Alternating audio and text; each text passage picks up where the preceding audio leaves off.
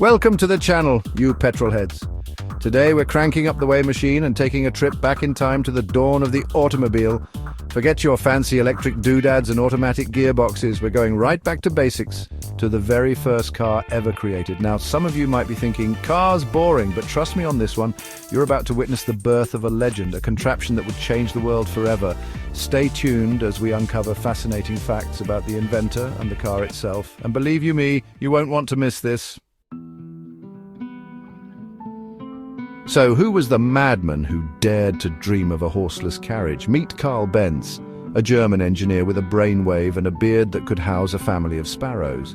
Now, old Karl wasn't just some bloke tinkering in his shed. He was a visionary, an engineer of the highest caliber, and a man determined to change the world, one piston at a time. See, back then, horses were all the rage. They were the backbone of transportation, smelly and unreliable as they were. But Karl, he saw a different future, a future where people could travel with speed and freedom without the need for hay or those little paper bags you find on a street. The year was 1885. Queen Victoria was on the throne. Sherlock Holmes had just hit the bookshelves. And Karl Benz, well, he was about to unleash his masterpiece upon the world. It wasn't pretty, not by today's standards anyway, but this, my friends, was the first proper motor car. Forget horses, this beast was powered by an internal combustion engine, a revolutionary piece of kit at the time. Now I know what you're thinking. Internal combustion? Sounds a bit like my digestive system after a dodgy kebab. But trust me, this was cutting-edge stuff. It was a single-cylinder, four-stroke engine that produced a whopping... well, we'll get to that.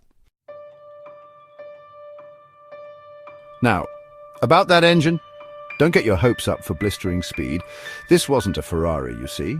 The Benz Patent Motorwagen, as it was so creatively named, could muster a top speed of around 10 miles per hour. That's right, 10.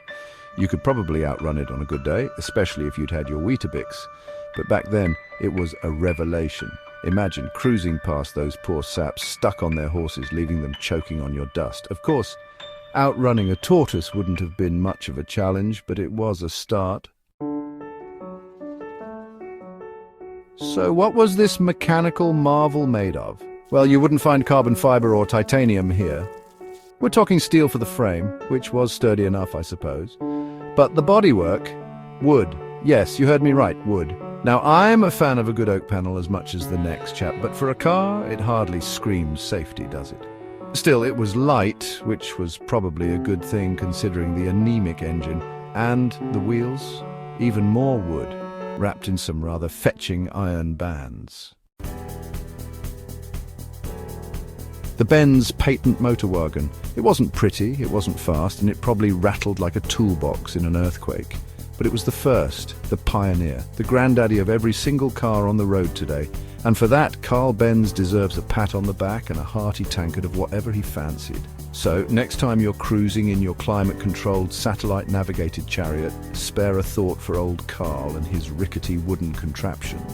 It might not have been much to look at, but it was the start of something big, something revolutionary, something that would change the world forever. Well, there you have it, the Benz Patent Motorwagen, the first car ever made. Not bad for a bunch of wood and metal cobbled together in a shed, eh? Thanks for joining us on this historical journey.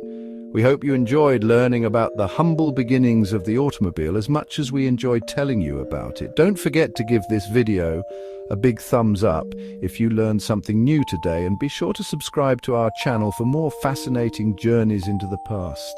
Hit that notification bell so you never miss an episode. We've got plenty more automotive adventures in store for you. Until next time, petrol heads, keep the engine running and the rubber on the road.